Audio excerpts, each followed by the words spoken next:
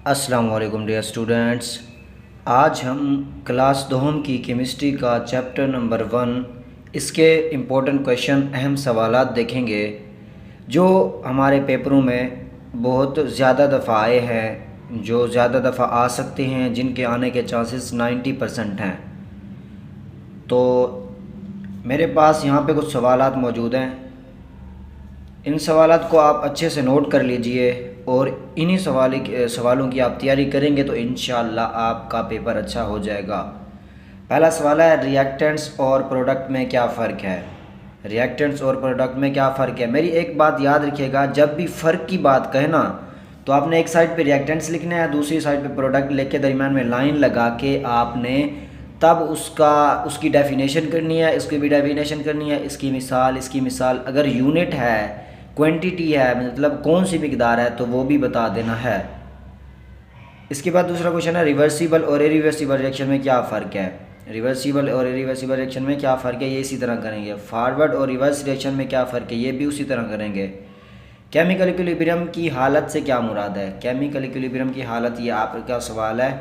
इसके बाद static equilibrium की मिसाल से वजाहत करें, ये भी आपका शॉर्ट ही है। डायनामिक इक्विलिब्रियम की हालत से क्या मुराद है, ग्राफ बनाए, इसका ग्राफ भी बनाना होगा शॉर्ट में।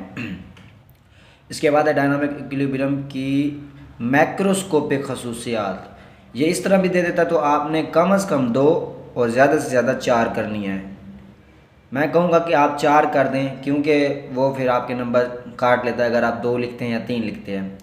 आप 4 ही याद करें तो बेस्ट होगा। इसके बाद है, लॉ ऑफ मास सेक्शन से क्या मुराद है। ये बड़ा इंपॉर्टेंट शॉर्ट क्वेश्चन है। एक्टिव मास किसे कहते हैं, ये भी बहुत इंपॉर्टेंट है। लॉ ऑफ मास सेक्शन तो एमसीक्यूज़ के लिए भी बहुत इंपॉर्टेंट है। इसके बाद एक क्वेश्चन है, हैबर प्रोसेस किसे कहते हैं। अभी तक आपकी 10th ख़त्म होने वाली है, लेकिन कोई बच्चे हैं ऐसे जिनको ये भी पता नहीं कि हैबर प्रोसेस हमारे पहले चैप्टर में कहाँ खड़ा है। नाइट्रोजन और हाइड्रोजन के मिलने से अमोनिया बनने के अमल को हैबर प्रोसेस कहते हैं। N2 3H2। इसके बाद आप ये वाले तीर बनाओगे, ये जो होता है forward reverse reaction, reversible irreversible वाले, तो क्या बनेगा 3NH2, 2NH3 होगा, ये इस तरह बनेगा 2NH3। तो इस क्या कहेंगे, इसे नाम देंगे हम हैबर प्रोसेस का, और ये मसावत भी आप लिख देंगे।